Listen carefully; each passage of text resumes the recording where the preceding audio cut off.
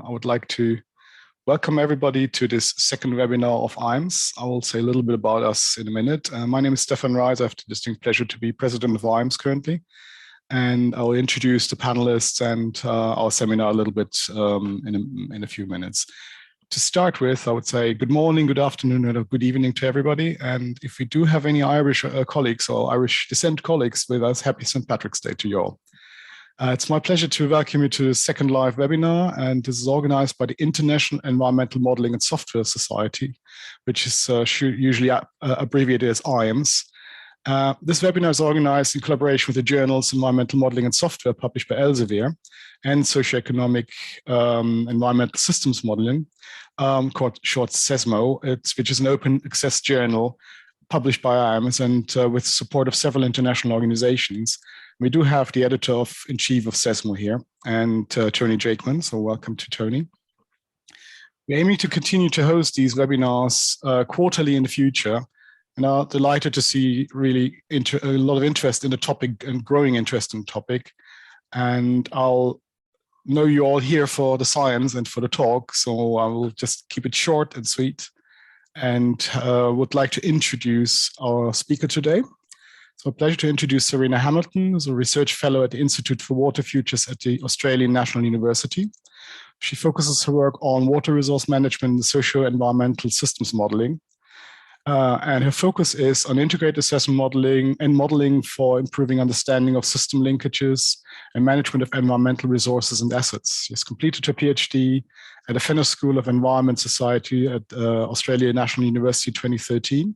And currently has 5 highly cited papers ranked in the top 1% of the field in her field on Web of Science.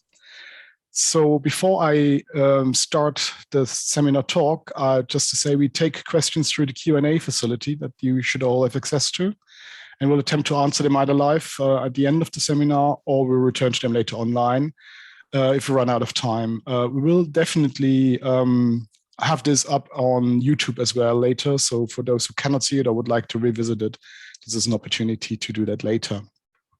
So just start with sharing the video and hope that you can all see this. And Serena, if you just give me a thumbs up.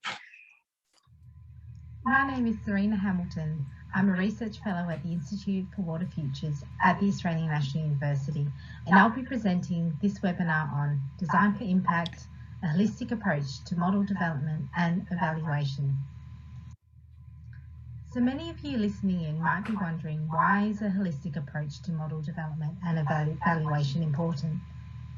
As opposed to the traditional paradigm of modelling, where the focus is on the model itself, the new paradigm focuses on the modelling process, where modelling is a social and learning mechanism that links and engages scientists, decision makers, and interest groups. This requires a more holistic approach to model design and evaluation that considers the non-technical and social dimensions of modelling. I'll be describing a fit-for-purpose framework used to guide modelling development, where design is based around the management, problem and project context to ensure the modelling is useful, reliable and feasible.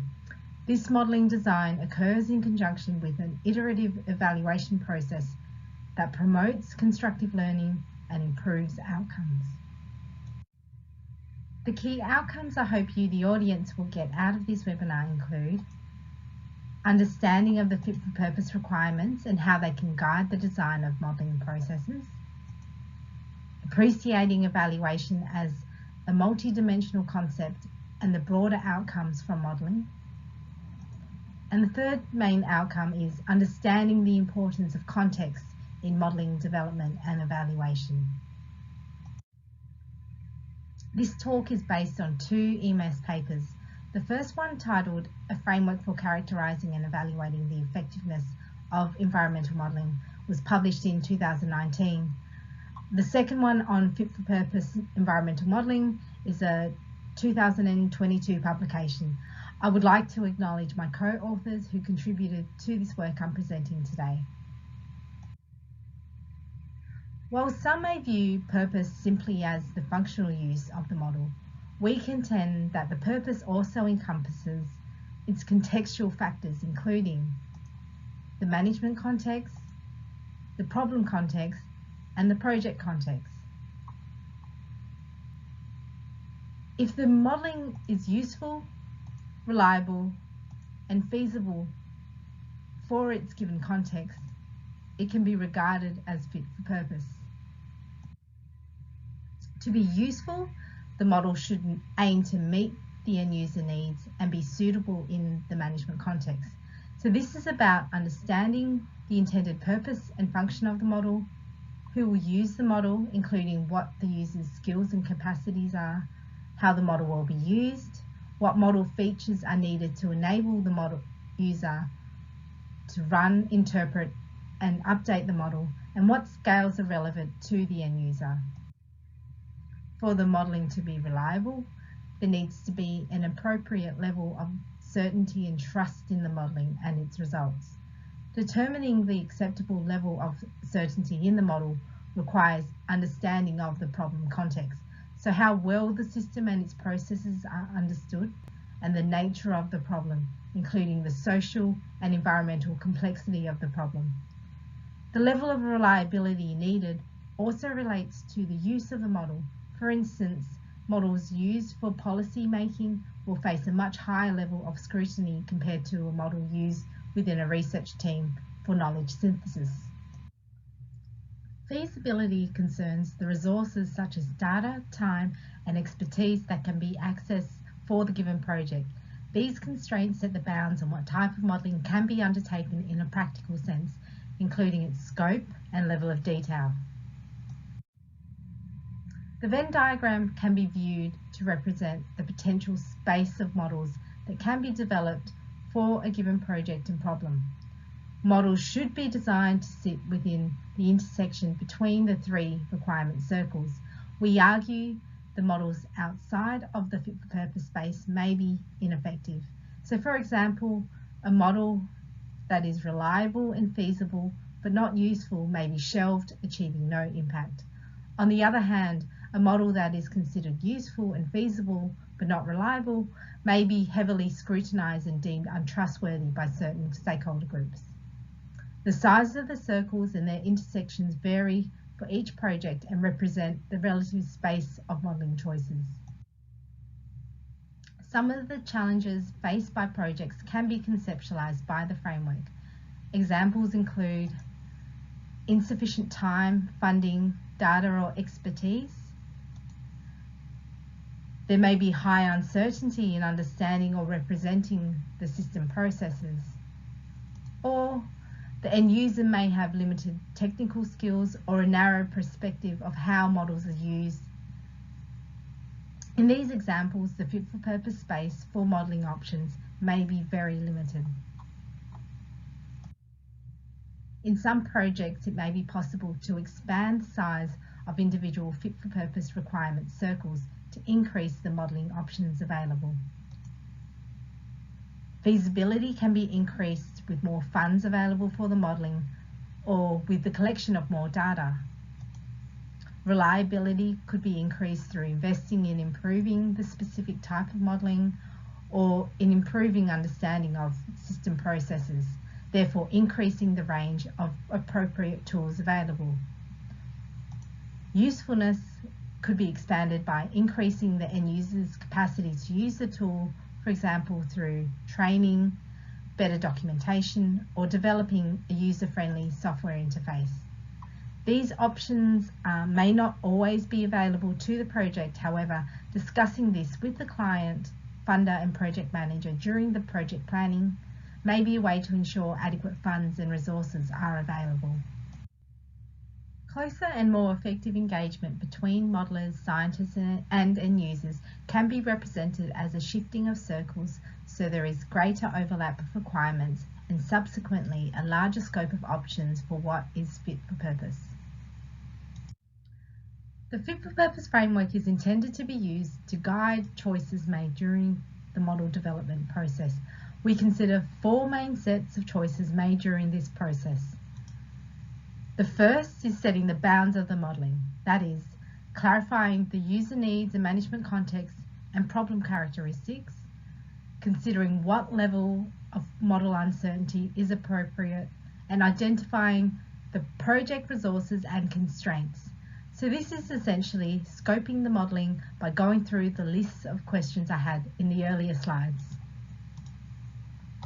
The second set of choices relates to selecting the key model features, including model inputs and outputs, the spatio-temporal scales, and the level of detail or complexity of various features. These choices should be driven by the bounds set earlier with regards to what is useful, reliable, and feasible. Thirdly, there is a choice about what modelling approach should be adopted, again guided by those fit-for-purpose bounds, but this time in terms of what modelling approach is accessible to end users, what level of understanding do the available approaches require, and what data do they require. The final set of choices relates to the testing and assessing of the model. In choosing what method to use for this, it is critical to consider how model uncertainties and limitations are best communicated to the end users, how well are uncertainties considered by the method, and what is appropriate and feasible given the bounds set earlier. This fit-for-purpose design process can be used in conjunction with the model evaluation process, which I'll now describe. In the 2019 iEMSs paper, we conceptualised the evaluation process to be set within an adaptive learning and management cycle.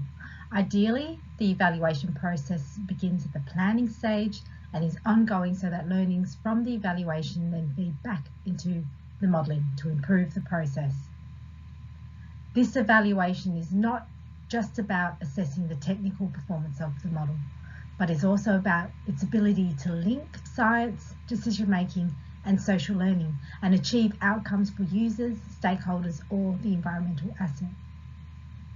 We identified 32 evaluation criteria which are listed in this diagram, and these criteria are grouped into 8 categories.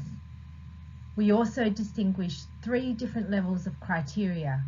So those on the blue side of the triangle to the left are associated with project level outcomes. So these are the more concrete criteria that describe the model and its products and whether a functional model was completed on time or within budget, or whether the model is considered credible, salient, and legitimate or accessible to the end user. These criteria can be evaluated within the time frame of the project. Criteria in the greenish area encompass the group or individual level impacts. So these relate to the end user, client, or project team members. They also relate more specifically to the application of the model, so whether or not it improved understanding of the system or helped build trust or consensus between stakeholder groups. They can also relate to the overall satisfaction of the end product or the modelling process by the end user, the project team, or independent reviewers. The third and last level of criteria in this yellow part of the triangle is associated with system level impacts, so changes in the community, organisation, or the environmental asset due to the modelling. For example, the modelling may result in changes in how a government agency manages a resource, or may indirectly contribute to changes in behaviours in a community. These impacts are a lot more harder to evaluate. This is largely due to difficulties in attributing impact and also limits to affecting change. Also, these types of changes may only emerge in the long term. It is not expected that projects will assess all of these criteria at a high level of detail. Rather, they should be prioritised based on the context of the project and the purpose and timing of the evaluation. We can also consider the evaluation in terms of the circles of influence. The colours of the 2 diagrams correspond. In the inner blue circle are the project products, what the team has the most control over. In the next circle, you have the people involved directly in the project, the team, the end user, client, and participants involved in the modelling process. In the yellow circle, there are the stakeholders who were not directly involved. And then the outer circle is the organisation, community, or the environmental asset we hope to affect. The project team has less and less control over outcomes as we move from the inner to the outer circles. It is important the evaluation recognises that there are some factors that we as researchers or modellers have strong control over and others we have less control over. But in saying that, it is also important for us to consider how we can better influence those outer circles, using the theory of change as an approach to think about possible impact pathways can be useful for this. The fit for purpose requirements can be linked to the project level evaluation criteria. So there are 5 categories under the project level. So the project efficiency criteria relate to the feasibility and whether the modelling can be completed on time and within budget. The credibility and legitimacy criteria describe the technical and scientific validity of the modelling and the fairness of the process and representation of different stakeholders. So this relates to the reliability of the model. The salience and model accessibility criteria describe the relevancy of the model to addressing the end user questions and needs, as well as how accessible or usable the model, its software and its outputs are. The model is fit for purpose if the relevant project criteria are met, and only then will the modelling be able to achieve application and satisfaction, in other words, have group and individual level impacts, and subsequently have system level impacts. In this final slide, I summarise ways the frameworks can be used practically by modellers. The Fit for Purpose framework can be used as a discussion tool to communicate and engage with end users and other stakeholders. Studies have found that the main reasons models fail to be adopted include poor understanding of end user needs by model developers and/or poor understanding of the role of models by end users. So therefore, a discussion among the different parties about the Fit for Purpose bounds can help facilitate a shared understanding among all parties.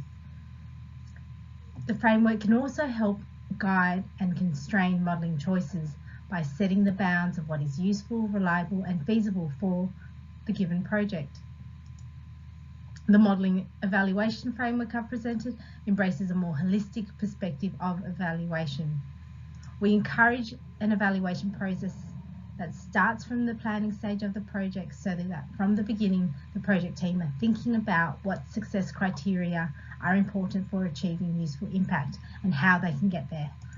By having evaluation as an ongoing process set within an adaptive learning and management cycle, constructive learning is promoted that can feed back into the project. Finally, I would like to end this webinar with what I consider key to designing modelling projects for impact. That is, early clarification of the management, problem and project context to ensure the modelling is fit for purpose, ongoing engagement with end users, scientists, funders or clients to ensure everyone is on the same page with regards to what is to be achieved and how. There is also the ongoing evaluation and adaptive learning from the planning stage and where possible involving the end users and other key stakeholders. So such practices can facilitate the design of a fit-for-purpose modelling process that is more likely to achieve impact. My name is Serena Hamilton. I'm a researcher.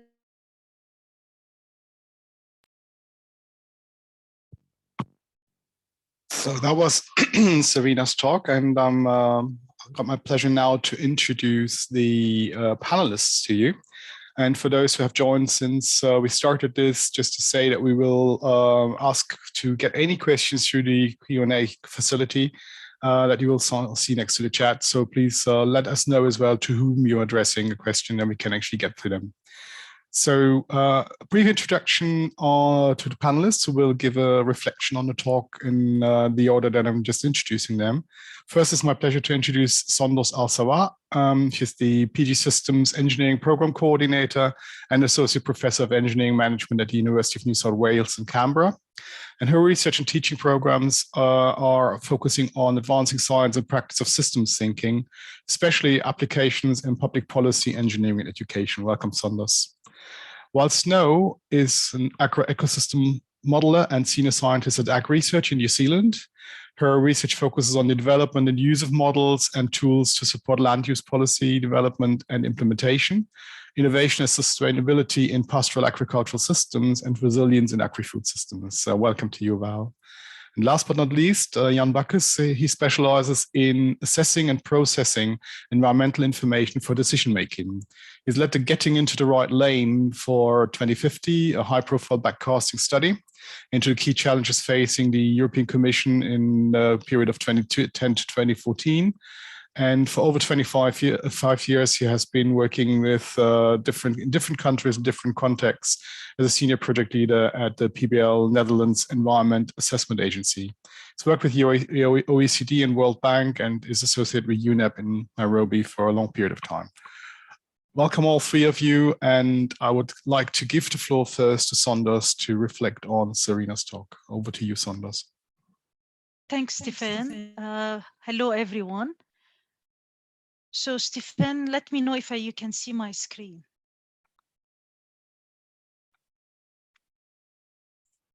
Yes, we can. Yes, excellent. So thanks, Serena, so much. That was very interesting and this talk. And I really would like to pick on your last line in the presentation when you said that the utility of the framework presented in the paper is to promote a discussion among the modelers and stakeholders and model users around fit for purpose and how we could maximize the 3 dimensions that you have explained in the talk, which is very useful. I think the next step from here is to move from how can we move the fit for purpose framework that the paper started from the static view of a Venn diagram to more of a dynamic view. So what I mean by this is, what are the causal interactions, the reinforcing dynamics, the delays that play out among those 3 dimensions? And once we have a mapping of those elements, this is when we start interrogating the dynamic representation and identify where are the bottlenecks in the modeling process, where are the leverage points, the places where we could maximize the 3 dimensions and therefore the fitness for purpose. So I like at some point to see us as a community moving the Venn diagram to actually something, a causal representation, whether it is a causal loop diagram or a mind map, but something that zoom in and capture these dynamics. And it will be really useful if we structure this around the 2 levels of capturing the dynamics in a project level, because the time horizon of a project is short and the outcomes of project is different if you stretch it to become a program level, and if your end user and outcomes are not only individuals, but you are talking about a community of interest. So what do the dynamics look like? I think that's an interesting research activity for us as a community. So this is my first thought. And then I tried to imagine what would this causal loop diagram would look like and where are do the analysis myself. And this is when I started finding, I imagine that one of the bottlenecks and the delays that we will find if we start mapping these dynamics, I imagine it will be contracting, because this is the reality. This is one of the reality challenge that I personally have in modeling projects, especially contracting in a traditional university settings. We're all aware of some of the challenges around this. And you may relate to these points or maybe not. That's a point of the discussion for us. What do useful and effective contracting mechanisms could look like to enable our modeling practices and the fitness for purpose dimensions that Serena's work focused on? Unfortunately, contracting mechanisms at the moment, at least in my lived experience, they don't allow for iteration. They are designed for one-shot project, which doesn't respect the nature of the modeling activity. As Serena was talking, it's an iterative process where you learn about what is purpose and what is fitness for purpose in this context. The idea that it's contracted comes with a fixed timeline, deliverables, understandable, but it doesn't allow innovation because, again, it is this idea of the sequence events that has to happen. It doesn't allow the model to grow. Unfortunately, I personally find myself in a situation where the moment the aha moments comes from the modeling process. This is when we need to say, well, goodbye, that's the end of the modeling project. Let's talk about the next contract if we need to get working on this. So the problem is the contracting process doesn't allow the model growth opportunity. So even at the end, if the users start to see the value, it's already the end of the contract. And it also doesn't allow for this confidence building and for the learning curve effect of the process. So the idea, as Serena was explaining, feasibility is an important point, but this assumes that feasibility is a constraint. The way I see it, feasibility actually is an effect. When the user starts to see the value, this is when you start convincing them of raising the constraints around the resources. This is the point where they could see value. Unfortunately, because of the contracting and how it is set up, we don't end up allowing this type of positive dynamics to happen. So I think contracting is something that we as a community need to start thinking about. And perhaps we could learn from other communities that have been facing this challenge. For example, the software development community, versioning, they have already thought through some innovative commercial practices that could allow our modeling process to flourish and maximize its outcomes. So I think that's all for me, Stefan. Over to you. Thank you very much, Sondos. And I would like to give the floor to Val next, please.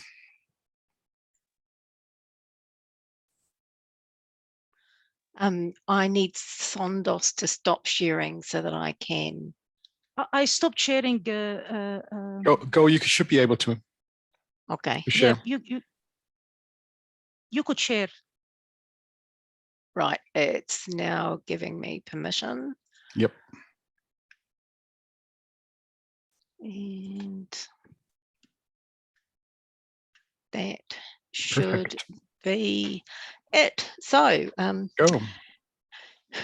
thank you, Serena, for a really interesting and overview of those two papers. I found them, well, first of all, interesting to read the papers, but I think I understood more having heard your verbal explanation of it as well. One of the things that I'd like to pick up on is you mentioned in the talk that models used for policy tend to get more engagement with stakeholders. And certainly that's the case when we are using models in policy and regulation, and the engagement with the stakeholders, whether that's good or bad, does tend to get quite intense. And that can highlight any issues with the models in terms of reliability and usefulness, but it does tend to collapse those aspects of the Venn diagram across each other and make the whole thing more effective. One of the things that we've certainly found using models in regulation in New Zealand is that the engagement, it does become it becomes a lot more deep as the model hits the regulatory cycle. It takes a while for people who are using the model to really understand the implications of it once it is embedded in policy, and then through to regulation, and that can add some additional stresses onto the system. The other thing that happens once the models hit regulation is that they need to be enduring. And when that happens, they need maintenance. Sometimes that's just keeping the science part of the models static, but keeping the source code and the databases and the user interfaces fresh. Other improvements that tend to be needed over time are to do with interoperability, because they're not operating in a static environment. There are developments in other databases, softwares and things like that alongside its implementation. But sometimes it also means that there need to be some fundamental improvements to the model itself, to the science and knowledge in it. And that can be to improve usefulness and reliability, and also credibility, particularly where knowledge is advancing and the model's in place for quite a long time.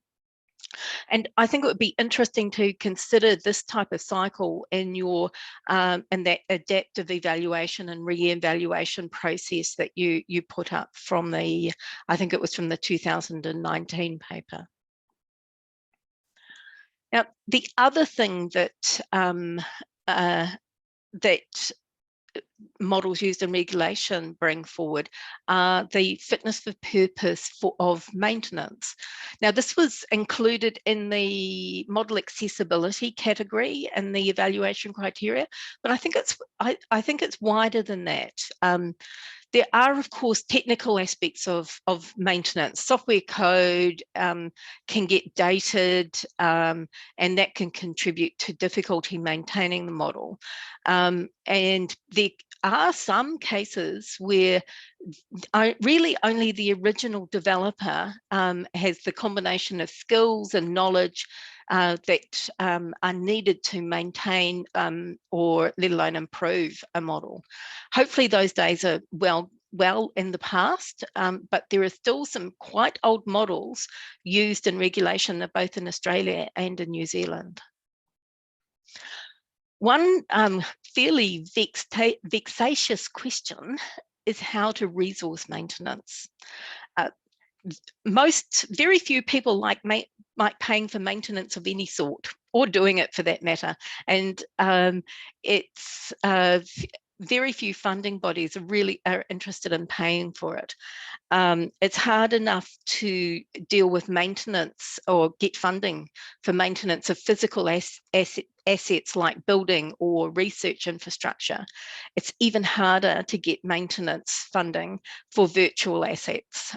They're almost considered to be self-maintaining, which of course is not the reality.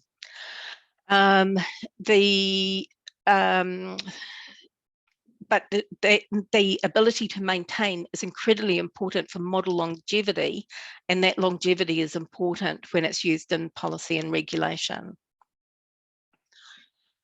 Scientific knowledge and certainty also changes over time, and undoubtedly improved knowledge ought to be incorporated into models at least to keep them credible to stakeholders. But this can also be really challenging because of the way policy and regulation is written. It's the same sort of problem that Sondos pointed out with contracts. They're written, they're hard legal documents, and it can be difficult to do the right thing when you're required to do the prescribed thing. So some of the things that we need to think about is, if the model outputs are going to change, what will the effect be on the intended purpose of the model and regulation?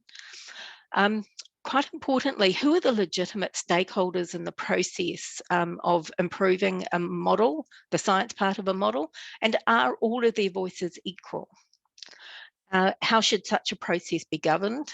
And really, this becomes really complicated when there are localized implementations of a broader national, or perhaps in Australia, statewide regulation.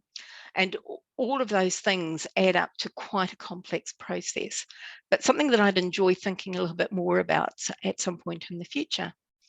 So thank you, and I will hand over to Stefan. Thank you, Val. And I'll, without further ado, give Jan the floor to share and to talk to us. Just waiting for the unsharing of Val. No, you can just share. Don't worry.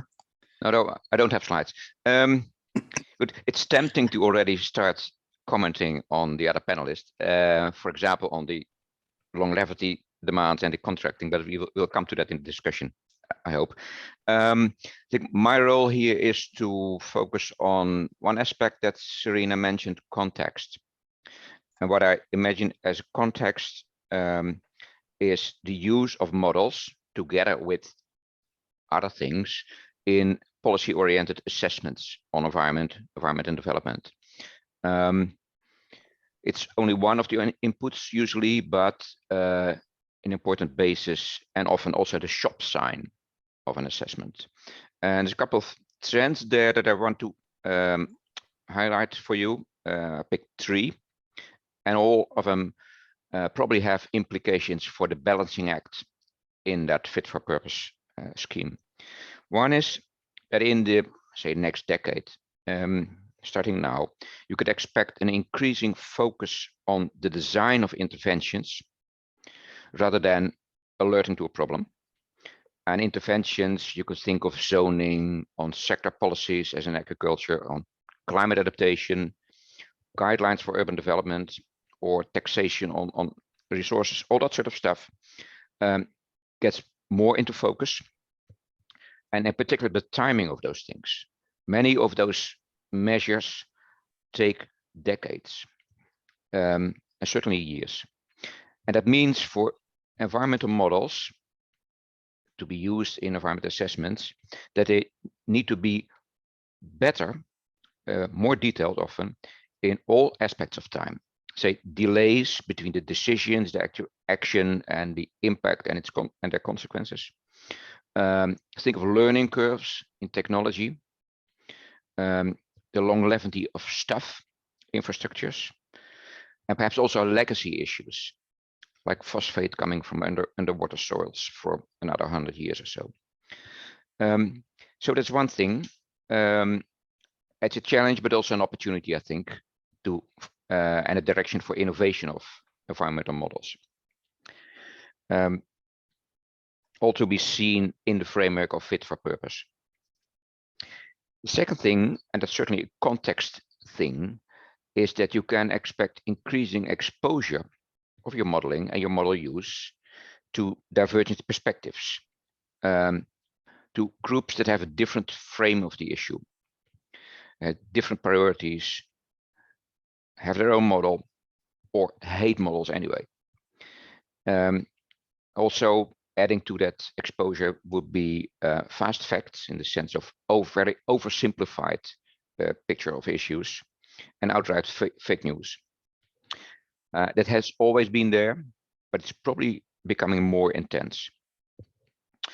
And that requires things from the modelers and the model and the people applying the model in terms of professionalism on things like readiness to explain the models in lay terms and explain the assessment frameworks in which the models operate. Think of briefings to Parliament. Think of making the work of the press easier. You could also think of serious work on real reviews of models. That's not only publishing in peer-reviewed models, but having a group of peers visit you, prepare that visit, draw conclusions, evaluate, etc. It's all fitting in Serena's schemes, but it's getting more important. Also think of ensemble modeling, as is common in climate work. You could also think of tools to help users interrogate model results. And there's interesting good work by the European Commission on that.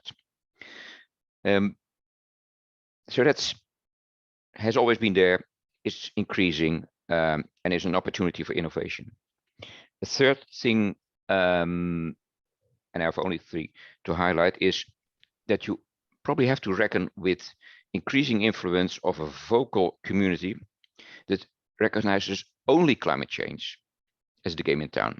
Climate, climate, climate. That could be NGOs, it could be commissioning bodies, it could be the media. But from an integrated approach, you would have to work with that. But you probably also want to support a view on the rest, on landscape, on pollution, on biodiversity, spatial layouts. And that's certainly a balancing act. And it could go in terms of explaining how climate change, if that's your entry point, changes, complicates, exacerbates existing issues like water abstraction, sediment issues in river basins, nutrients, migrating species, etc. So that is a balancing act. It is important. And I would say if a safe assumption is that segmented policies focusing on only one aspect of agriculture, of drainage basins, of urban development are bound to fail. So it is important, but not easy. So 3 trends, challenges, opportunities, and they all point to the balancing act that certainly would go on in the mind of teams developing models and applying them in assessments. All fits in Serena's framework. Thank you. Thank you very much, Jan. Thank you to all the panelists. And just wanted to check with Serena if you have any immediate reflections that you would like to make, or shall we go straight to the Q&A? No, just thank you. Thank you everyone, and for the panelists for sharing their views. And so the Venn diagram is obviously a highly simplified version, and it was really good to hear the feedback on how it is, as all the panelists have mentioned, in one way or another, it's dynamic and those circles interact with one another, and we're living in a world where the context is changing. So each of those, like reliability. So if you think about what Jan was talking about, the problem context is changing all the time. The end user of the model, so the audience who's listening to it, that's changing as well. So yeah, that's all interesting points, but how to grapple with that's another challenge, I would say. Thanks. Thank you, Serena. And something that I was picking up when listening to your talk, as well as to the panelists, was, and I think Jan is familiar with that, we undertook a network of excellence a few years ago where we looked at so-called orphaned tools in impact assessment. And part of this is actually a reflection of what Saunders and what others have picked up, that the funding process is often an issue of a certain limited time, but maintenance of that kind of asset that's generated and is often not fundable or not easy to get funding for. And a specific question to Saunders, do you have any specific recommendations or solutions on how to handle that kind of contracting barrier directly? Muted. You're on mute. Sorry. This is the $1 million question, Stefan. I think one of the things that I have been experimenting with in my group is the idea of communicating about modeling as a service, not as a product, which means that when you buy something for a car, you have a service, you buy it with maintenance service, for example, for 1 or 2 years. And we try to communicate to our clients and stakeholders in the sense of having the product doesn't add value to your decision-making process. It's actually your ability to use it and maintain it is what you make sure that this value will still be there. So I think we try to put the value proposition for the stakeholders in terms of modeling being a service, and we are there for you all the time, make sure that you are getting the best of this tool. The other thing also is the idea that we experimented with from the software development literature and Microsoft licensing legacy is the idea of subscription-based contracting. So the idea is the contract has its traditional contract with its limits, but there is extra time budgeted into the contract, which we could use or we couldn't. It depends on where at the end of the process, based on the learning that happened, if you see value of extending the contract, this is when we will tap into the subscription. So we add few subscription as a way of adding value to the user without having to go through the contracting process again. But as I said, this is all experimentation phase, Stefan. Thank you very much. Sonders, Jan, you wanted to comment on this? Yeah, it's in a very important issue, the contracting, the longevity. I want to mention two things. Well, and say, like you did, Stefan, that the orphaned tools is an annoying thing, waste of taxpayers' money, waste of intellectual resources. There's two things that seem to work. Well, one thing that works in the spirit of models not as a thing, but the model plus its analytical team as a service. Ownership works well. Now, at the moment, I'm lucky to still work with PBL, which is a government think tank, and there we have a couple of models that we own, and they have a history of one of 20 years, the other of 30 years. It grows, it's developing, it's modular, and they're used, which is key. So ownership seems to work, and you have to be lucky to have an institution that can do that. OECD has the same thing. It has a risk. You can lock in outdated tools or inappropriate tools. The other thing is under development, really. That's in the European Union, where they created this problem of orphaned tools by having 4-year subsidy, and the subsidy stopped, and then the whole thing dropped that. But in the European Union, there's also a legal mechanism of impact assessment of all new legislation. Therefore, they need tools, and models were a key body of knowledge to support that. The European Union made a large amount of funds available in the framework of their regulation for a body that's called the Modeling Competence Center, that maintains, owns, describes and develops the other models that are used in impact assessment and or have been funded with public money. It's new, and it's very promising. I would say their use is the key, but it's worthwhile looking at it. And they also organize conferences around that body of knowledge. Thank you, Jan. I have a reflection as well, which is linked to that, in the sense that there is definitely an incentive in publishing, particularly as well as for early career researchers, to develop new things, because it's often seen as what is the advancement of the science and the new things and the novel things that you're developing, from contracts as well as when you think about PhD studentships, etc. So, I mean, maybe Serena, from your experience of publishing the papers, but as well working in the publishing side of SESMO, and Tony, if you want to come in on that as well, how can we incentivize not the reuse, but particularly as well, the continuing the development and maintaining and supporting our kind of community assets, which are the kind of models and tools that Jan and Sonders have reflected upon as well. Serena, do you want to comment on that? I'm not, that's not really much, yeah, I'm not too really sure about that. Yeah, it's a, Tony, I'm not sure if you've got.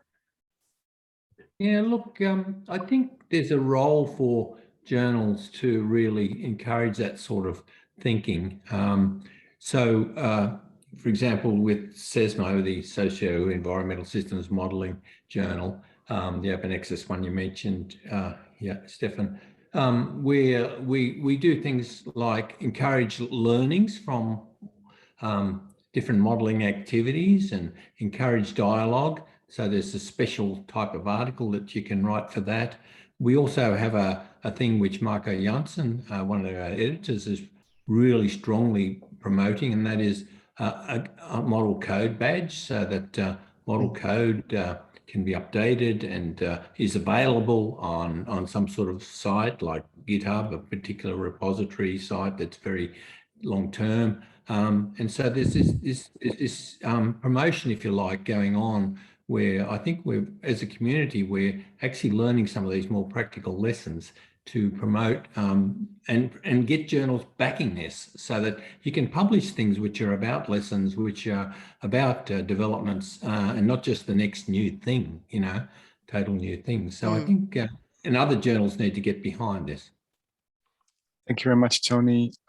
Serena, did you want to do something? No. Okay, sorry. Val, I think I wanted to ask you, Val, in terms of, particularly you are having a very deep insight into the kind of the stakeholder base and the kind of user base as well with Ag Research. So could you maybe reflect a little bit upon what you see is the community of the users of models starting to get that there is a massive potential of wastage in trying to reinvent the wheel over and over again? Is that something that you're observing?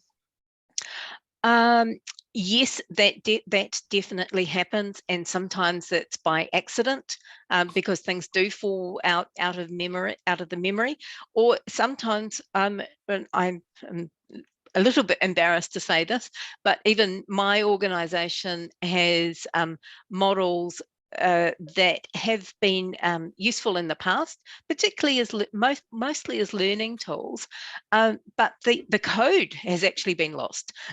we might have a CD with the executable or distributable on it, but the code is gone, and to be honest, if it was found, it's probably in some sort of archaic Delphi version that nobody can really do much with. So that is reinventing the wheel is an issue, but there are some good sides to reinventing the wheel. One important part of building a model is learning about the system, and you learn more about a system when you build the model yourself than when you're improving somebody else's model, unless you've got a very large amount of time to pull apart the existing model. I'm not really advocating that as a reason to do it, but it is one of the advantages.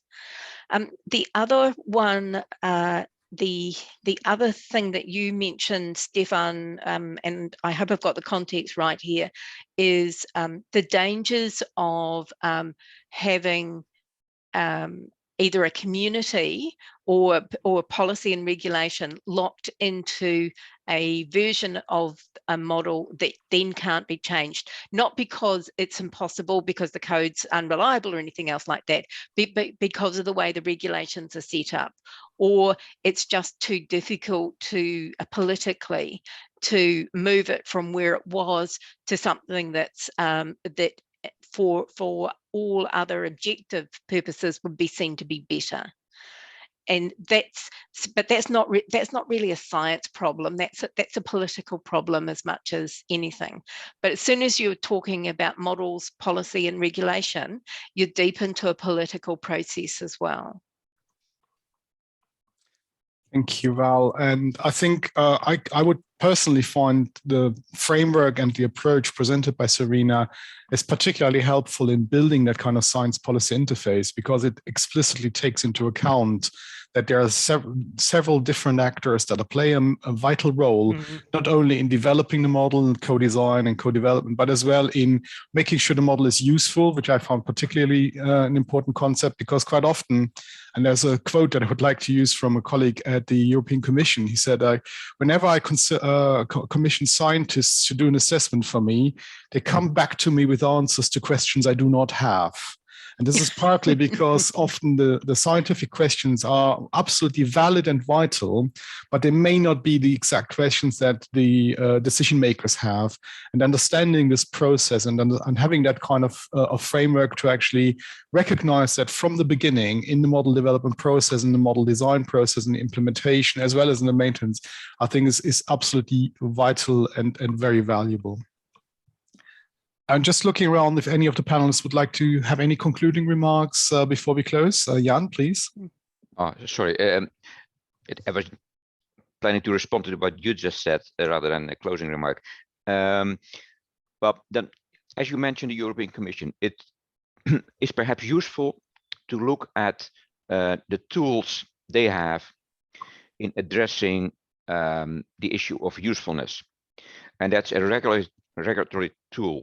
They have a body that has the power to approve or disapprove the result of models in an assessment. And that's a no-nonsense panel. The other thing, let me keep this short, it will be interesting to look at their tools, including that one page of key questions to be asked from model results. The other thing is that an interesting subject, and perhaps for another webinar, is review of models. That's an art in itself. It takes resources, but it's very important for the evaluation loops in the scheme. Thank you. Thank you very much, Jan. And looking at the time, I would like to just share one slide to finish, and then have my own concluding remarks in a second. So I'd like to invite everybody to consider the two journals that have been supporting the webinar so far and in the future. And with that, I would like to say thank you to everybody who joined. Thank you particularly to Serena and the panelists for their insights, and for Tony as the editor-in-chief of SESMO joining us here. We'll put this on YouTube fairly shortly over the weekend, and you will be able to review this and view this in the future. And we make it available, accessible for everybody, as well through the iEMSs website, which I'm hoping you will all know and come and visit. As I said earlier, we have the iEMSs conference coming up in July this year, which I would like you to invite to join or to at least have a look at. And we will have another webinar coming up. And thanks for some ideas already that we have picked up today in fall this year. And we'll send out invitations and information about this shortly.